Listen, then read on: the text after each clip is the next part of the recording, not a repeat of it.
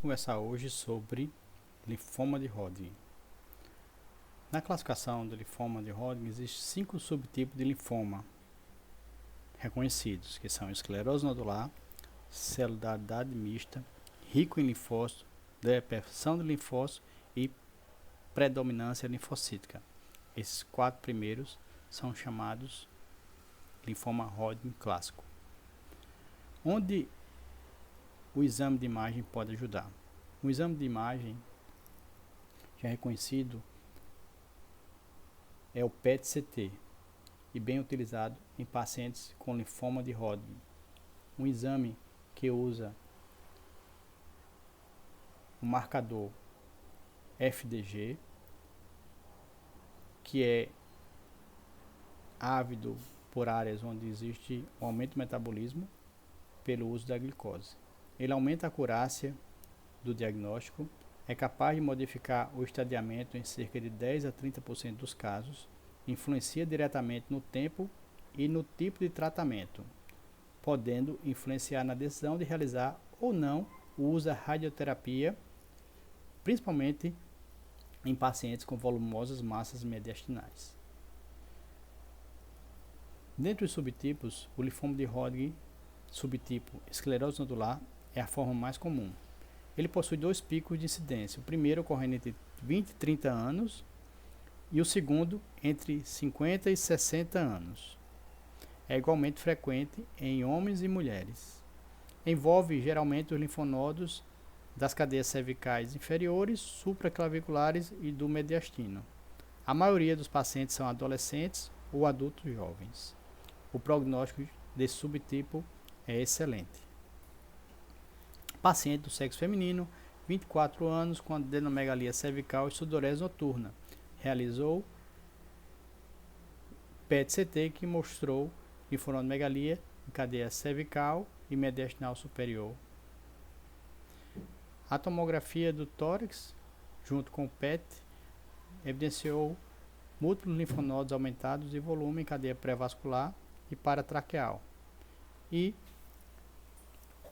o exame abdominal evidenciou linfonodomegalia diafragmática anterior. Essa paciente realizou quimioterapia, que evidenciou resolução completa da linfonodomegalia. E o PET 3D MIP evidenciou resolução completa da linfonodomegalia mediastinal e cervical. Outro subtipo, o linfoma de Hodgkin, celularidade mista, constitui a forma mais comum de linfoma de Hodgkin e ocorre geralmente em pacientes com idade superior a 50 anos. É o segundo tipo mais comum. É mais comum geralmente o acometimento abdominal. E os sintomas que nós chamamos B, que são febre, perda ponderal e sudorese, geralmente noturna, são mais frequentes nesse subtipo. Geralmente está associado ao vírus Epstein-Barr, em cerca de 70%. É o subtipo mais comum no linfoma Hodgkin em pacientes HIV positivos.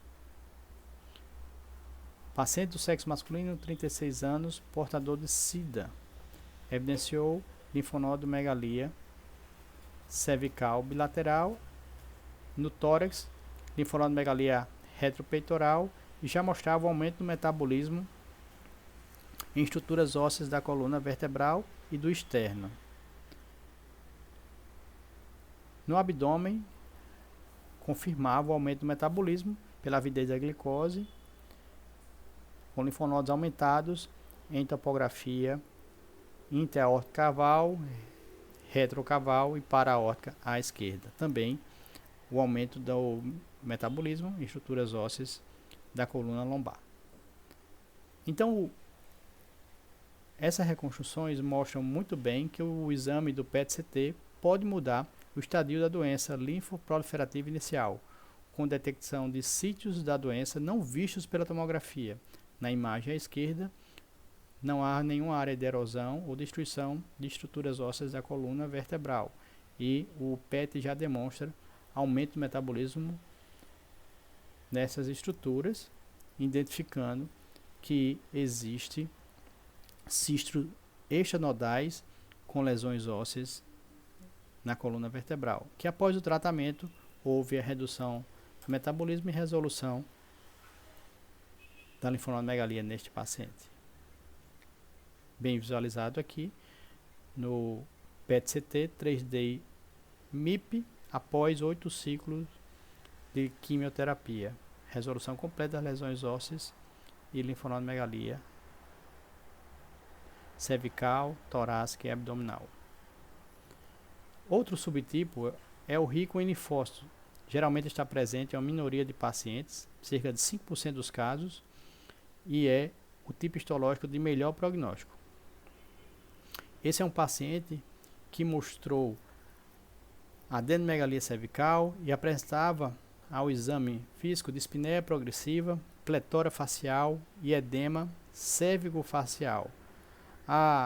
O PET-CT mostrava uma linfonodomegalia importante no mediastino anterior e superior, comprimindo a veia braquicefálica e principalmente a veia cava superior, ocasionando toda essa sintomatologia. Isto corresponde à síndrome da veia cava superior, que representa um conjunto de sinais, que são dilatação das veias do pescoço, pletora facial, edema de membros superiores, cianose e alguns sintomas, como cefaleia, dispneia, tosse e edema, associado também à ortopneia e disfagia, decorrentes da obstrução do fluxo sanguíneo através da veia cava superior em direção ao átrio. A maioria das causas da síndrome da veia cava superior estão relacionadas à neoplasia, cerca de 70 a 85% dos casos. Após o tratamento, foi verificado resolução e redução significativa dessa lesão, dessa linfonodomegalia, com desobstrução da veia cava superior e resolução da sintomatologia neste paciente. Nesta situação, houve a associação de radioterapia associada à quimioterapia.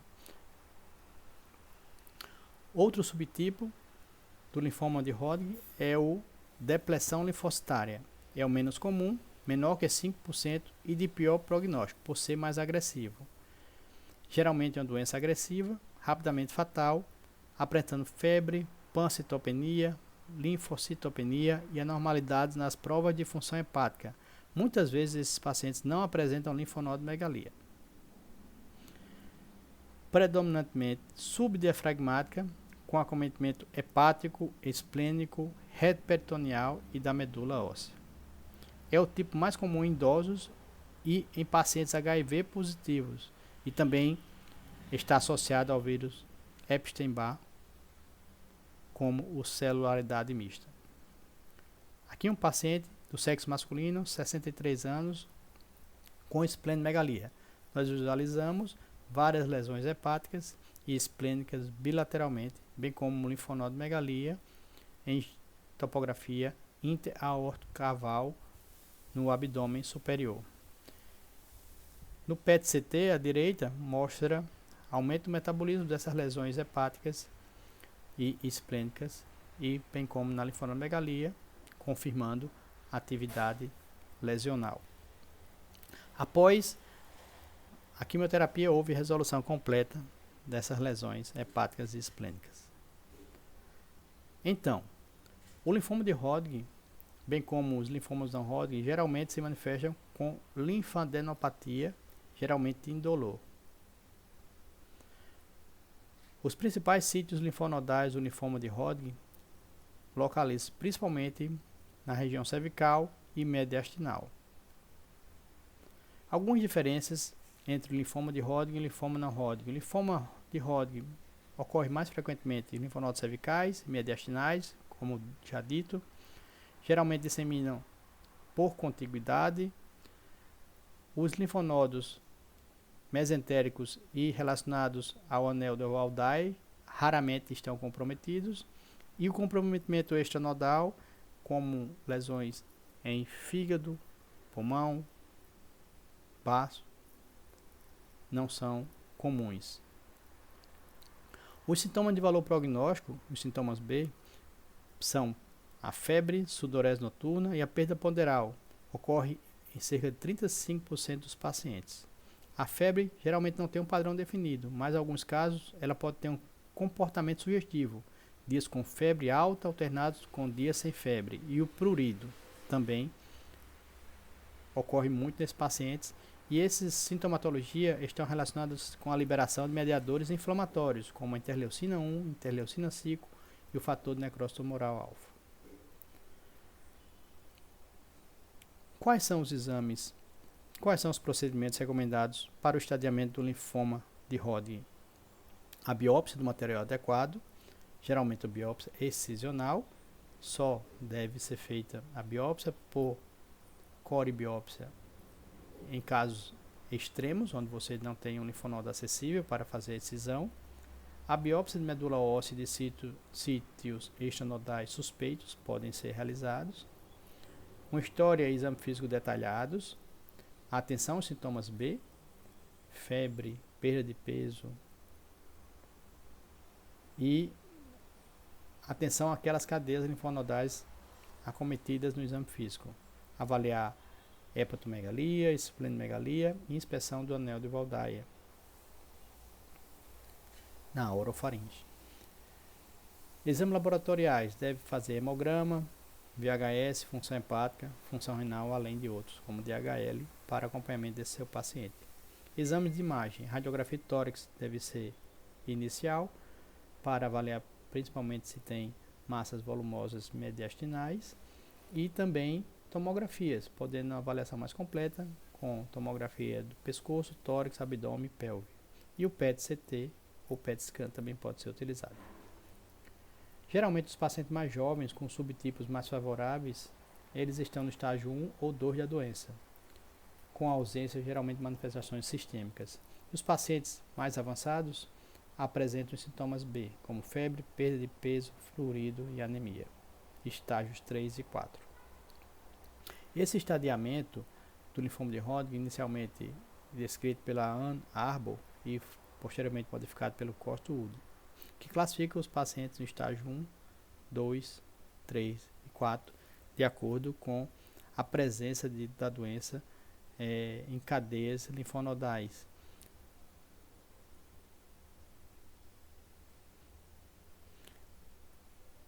Isso aqui deve ser considerado que a massa mediastinal, pois indica prognóstico do paciente. Grandes massas podem ocasionar compressões vasculares, compressões neurais, e no paciente com linfoma Hodgkin, ela é considerada quando o maior diâmetro dessa massa excede 30% do diâmetro torácico. Esse é o paciente no estádio 1, onde acomete uma linfonodomegalia, com aumento do metabolismo em um lado acima ou abaixo do diafragma. Aqui, duas linfonodomegalias do mesmo lado do diafragma. Estádio 3, ambos os lados do diafragma. Estádio 4, presença de sítios extranodais, como visto, lesões pulmonares, lesões hepáticas e também associados à linfonodomegalia em ambos os lados, abaixo ou acima do diafragma. A chance de cura do linfoma de Hodgkin, ela diminui com o avançar do estágio da doença, conforme essa tabela. Na tomografia, utilizamos a classificação Lugano para avaliação da resposta ao tratamento. Temos como resposta completa todas as massas linfonodais, quando após o tratamento retornam ao tamanho original ou exibir diâmetro menor ou igual a 1,5 cm, sem evidência de doença extranodal ou organomegalia. Nós temos isso como uma resposta completa, satisfatória ao tratamento, pela classificação de Lugano. E também a presença de novas lesões, se houve regressão da esplenomegalia. Aqui um exemplo, como fazemos essa classificação de Lugano. Nós, pela tomografias antes do tratamento, fazemos duas medidas, escolhemos até 6 lesões, multiplicamos essas medidas de cada lesão e fazemos o somatório das lesões escolhidas. Aí nós temos a carga tumoral deste paciente. Após o tratamento realizado, nós fazemos novamente essa avaliação e neste caso foi visualizado que ocorreu a completa resposta após o tratamento, pois a carga tumoral não existe mais. Resposta parcial. Redução igual ou maior que 50% nas somas dos diâmetros. Ausência de novas lesões. Redução de mais de 50% do tamanho do baço aumentado anteriormente. E ausência de aumento significativo de outras lesões. Aqui um exemplo. À esquerda, antes do tratamento, feito a carga tumoral pela multiplicação das lesões escolhidas e somatório das mesmas. E depois do tratamento, com 6 ciclos de quimioterapia, houve uma redução parcial dessas lesões com carga tumoral analisada e visualizada que houve uma resposta não completa, mas parcial. Doença estável, quando a redução é menor que 50% da soma dos produtos dos diâmetros, então não houve uma redução significativa. Porém, não há qualquer outro critério que configure progressão da doença. A doença não aumentou. E última classificação é a progressão da doença, onde há um aumento superior ou igual a 50% da soma dos produtos dos diâmetros, chamada carga tumoral. Surgimento também de novas lesões, aumento superior a 50% do tamanho do baço além do normal e aumento do diâmetro em 0,5 cm para lesões de até 2 cm ou 1% para lesões maiores que 2 cm. Houve, apesar do tratamento, uma progressão da doença. Temos que lembrar também dessa situação. Muitas vezes, apesar do tratamento, as lesões elas inalteram o tamanho pela tomografia computadorizada. Aí a importância do PET-CT, pois antes do tratamento, estas lesões linfonodomegalias axilares bilateralmente e a linfonodomegalia do ligamento hepatogástrico, ela demonstra um discreto metabolismo pelo PET-CT. Após o tratamento, apesar da tomografia estar inalterada, não há aumento do metabolismo dessas lesões, indicando que houve o que nós chamamos de ação clonogênica, que é definida pela presença de fibroblastos presentes na cápsula dos linfonodos, os quais sofrem a ação destes quimioterápicos, e em função dessa cápsula fibrótica que se forma, as dimensões dos linfonodos podem permanecer as mesmas, não significando ausência de resposta terapêutica, havendo sim resolução parcial ou completa da atividade metabólica na cortical e medular linfonodal, pois apesar de inalterar o diâmetro, houve uma resposta parcial ou completa da doença ao tratamento quimioterápico utilizado. Estes artigos são super importantes na formação para identificar e conhecer as cadeias linfonodais da região cervical, da região torácica e da região abdominal. São super indicados e de fácil leitura e compreensão. Muito obrigado, até a próxima.